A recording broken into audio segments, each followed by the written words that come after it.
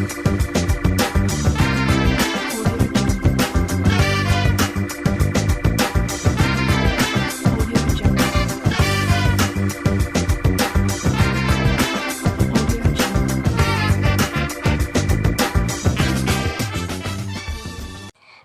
Philippines and hello world!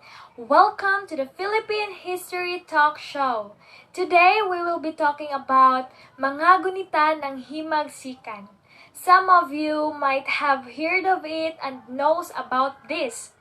But for the benefits of the doubts, let me welcome our historian guest, Miss Cherry De Gracia, Miss Mary Jane Quezon, and Miss Janice Caracol. So let's give them a round of applause. Welcome to our talk show, Miss Cherry, Janice, and Miss Mary Jane. Thank you for being with us today, and it is a pleasure to meet the three of you. The pleasure is ours, Miss Giselle. Thank you for having us here in your show. Mga Gunita ng Himagsikan have been part in our Philippine history, and as far as I know, there is a book of this. And now, we want to know of who is the author of the book of Mga Gunita ng Himagsikan and what is her or his background. Hi everyone, I'm Janice. So, it's my pleasure to have me here in your talk show. Emilio is the author of this book. He was born on March 22, 1869 in Kawit, Cavite. He came from influential family of Carlos G. Aguinaldo, a municipal governor, and Trinidad Fami Aguinaldo. Emilio was also a politician. Then, at the age of 17, he became the great leader of Cabeza de Barangay of Binakayan. At the age of 25, he became municipal governor, captain of Cavite Bayho. Then, on 1895, he became a Freemason, joining Pillar Lodge number 203 of Imus Cavite by codename Colon. He joined Katipunan at March 27, 1896, where it is the secret organization fighting to the end the Spaniards' colonial, cruel, and also served the main leader in Cavite chapter named Sangguniang Magdalo. He became the first president of the Philippines and the Biak na Bato on January 23, 1899. Until March 23, 1905, Emilio died from cardiovascular disease at the age of 94. Thank you, Miss Janice. I think Emilio Aguinaldo is not an ordinary person. He has a lot of responsibilities and obligations to do so. And so before we proceed to our next question about the facts of the document, let's have a break first and we will be right back. Relations that exist between the Filipinos and the Americans, and it is his hope that they continue. He also calls me a few names. General Aguinaldo has become a household word the world over. A great general, a great statesman, and a great man. He has been the means, in a measure, to allow the United States to establish peace and maintain prosperity on these islands.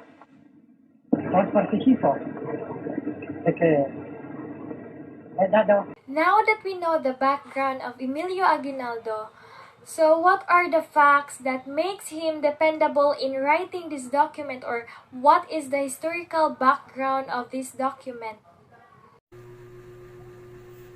Okay, so hello everyone. The some of the facts that makes him dependable in writing the document, or what is the historical background of the document. The original memoirs in Tagalog was prepared by Aguinaldo in his own handwriting between 1928 to 1946. He produces his memoirs, Mga Gunita ng Himagsikan 1964.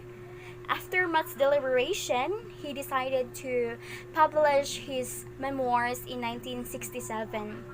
In his preface, Aguinaldo says the memoirs were based on a diary he kept, documents he preserved, and family lore gathered from these elders. The memoirs contain a background related of the two sangguniang bayan, namely the Magdalo and the Magdiwang. Also, the document discourse about the journey of Aguinaldo from joining the Katipunan up to the Filipino-American and Spanish War broke out.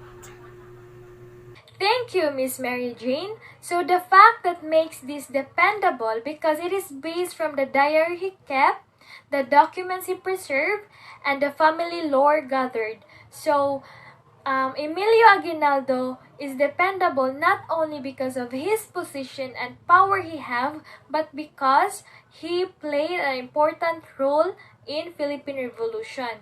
And now, how Emilio Aguinaldo joined the group of Katipunan?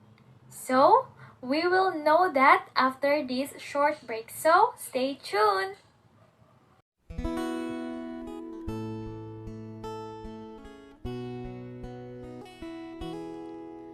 Sa gitna ng dilim, ako ay nakatanaw ng ilaw na kay panglaw, halos di ko makita. So, Miss Cherry, as mentioned by Miss Mary Jane earlier, how Emilio Aguinaldo being part of the Katipunan organization? Again, thank you so much, Philippine History Talk, for inviting me to your show today. It's my pleasure to meet you all. So going back to our topic, in general, Emilio Aguinaldo, before entering the Katipunan, was a governor captain municipal. His position in the government was like a judge and the governor. It was just then when Santiago Alvarez encouraged him to join in the organization. On 1896, that was the year when the Spaniards find out about the Katipunan, which led to the declaration of war of the Spanish government and the revolt of the Filipinos. However, during that year, the Revolutionary Society was not well equipped with firearms and equipments. On the other hand, the Spaniards and its army were provided with advanced complete sets of firearms compared to our Filipino Katipuneros. In the memoirs of General Emilio Aguinaldo, it is an event that the struggles to provide the weapon for his people in Cavite el Ruego. Bayan ko, nahan ka, ako ngayon'y nag-iisa, nais kong mapalik sa iyo, bayan ko. Thank you, Miss Cherry. So, Santiago Alvarez was the one who influenced and encouraged Emilio Aguinaldo to join the Revolutionary Society. So, I've heard that KKK is divided into two factions. Is it true? Yes, the KKK was divided into fractions, namely Magdiwang and Magdalo. Andres Bonifacio, also known the Supremo and the Haring Bayan, was the leader of Revolutionary Society Magdiwang, while the president of Magdalo was Baldomero Aguinaldo, the cousin of Emilio Aguinaldo. Both fractions were combined in one government body under Emilio Aguinaldo, who was elected as a president. Magdiwang said to be monarchical form, and in Magdalo is the republican in form. With these two provinces of Cavite was liberated from Spaniards through their efforts. Thank you. So, if the province of Cavite was free from the Spaniards, are there any other plan for having another fight?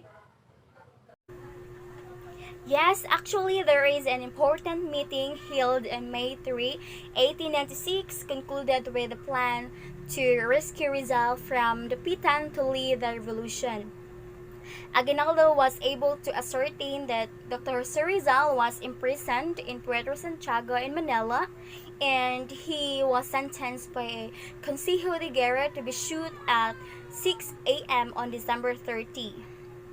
Although there was a conflict between Aguinaldo and Bonifacio, but Aguinaldo still wanted to ask for help from Bonifacio to carry out his plans of rescuing Rizal. Somehow, Bonifacio agreed and both planned to involve the remaining members of Katipunan in Manila to gather near the area of execution, and then for them to kidnap Rizal while on his way to Bagumbayan.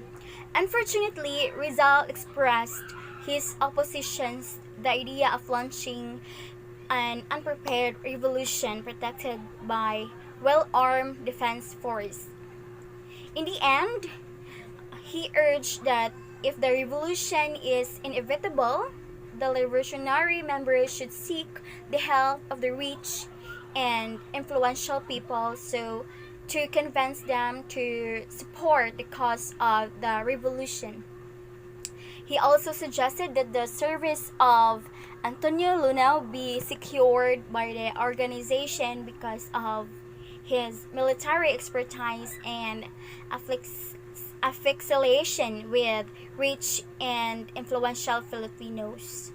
Rizal also said that he wanted to avoid more bloodshed, so Aguinaldo and Bonifacio did not push through their plan to save Rizal. Therefore, the death of Dr. Jose Rizal and the public execution of Rizal caused anger, rage, and heightened nationalism among the Filipino people. It made realize to Filipinos that they need to fight their way to gain the independence from Spain. Patawarin mo ako kung ako'y nagkamali sa landas na aking tinahak. That was an ill-fated destiny of Rizal, and I think that was the brave decision that he made for the sake of others and for the sake of other Katipuneros. And now, what is the relevance or the contribution of this document to our Philippine history? Actually, the primary source contained the untold stories of how Andres Bonifacio and Emilio Aguinaldo made an initial plan on how to save Dr. Jose Rizal's life from being executed. The author includes in his writing that the comparison between the Magdalo and Magdiwang performance during the war. He mentioned there that the Magdalo only won a single battle and rarely faced battles until then. On the other hand, Magdiwang faces battles on daily basis and rejoices for victory. By that, it gives us an insights into the personal thoughts and feelings of how Aguinaldo, which will help into a deeper understanding of Philippine history. Aguinaldo Memoirs, which is the first-hand narrative of the first Philippine Republic president, offers a different perspective and provide a basis for corroboration of their historical resources. Then, what are the author's motivation in writing this document, the Gunita Ng Himagsikan? Okay, so the author's motivation in writing the documents, Aguinaldo stated in his preface of this book why he wrote it. The first is to help our historians fill in the gap of the past and to connect the scattered parts of our history. Then, to preserve the past of our nation for the generations to come, and awakening the inherent heroism and nationalistic spirit of Filipinos against any foreign invaders, that we may preserve our hard-earned freedom. And in addition, the book shows as whole the cruelty of the Spaniards, the different types of government under Aguinaldo, and even the struggles of the Filipinos in the attainment of freedom. Thank you, Miss Mary Jane, Miss Cherry, and Miss Janice for sharing this information about the mga gunita ng Himagsikan. And I think that this memo enlightened us, the Filipinos, of how Spaniards abused and enslaved the Filipinos before, and that made them long for their independence and their freedom. Also, this memo showed how resilient the Filipinos were at that time and how much they sacrificed and fought in order to gain the independence they wanted so much. And it provided also what was their military before, the military strategy, and how they thought at that time, and the situation of the Filipinos before, and what it was like living and fighting during those dark and trying times. Also, Emilio Aguinaldo exposes the two phases of the Katipunan that defined our revolution history. And mga gunita ng Himagsikan plays a vital role to the grand narrative of the Philippine history because since it does not only contain the diary, the memoir of Aguinaldo, but also it contains the historical information. Similarly, in order to gain our freedom. Thank you for our lovely guests for joining us and lending us time to tackle about the mga gunita ng Himagsikan. And let us always remember that Filipinos are really brave. So, I'm your host, Giselle Daquiado, and see you in our next episode for the Philippine history. So, goodbye!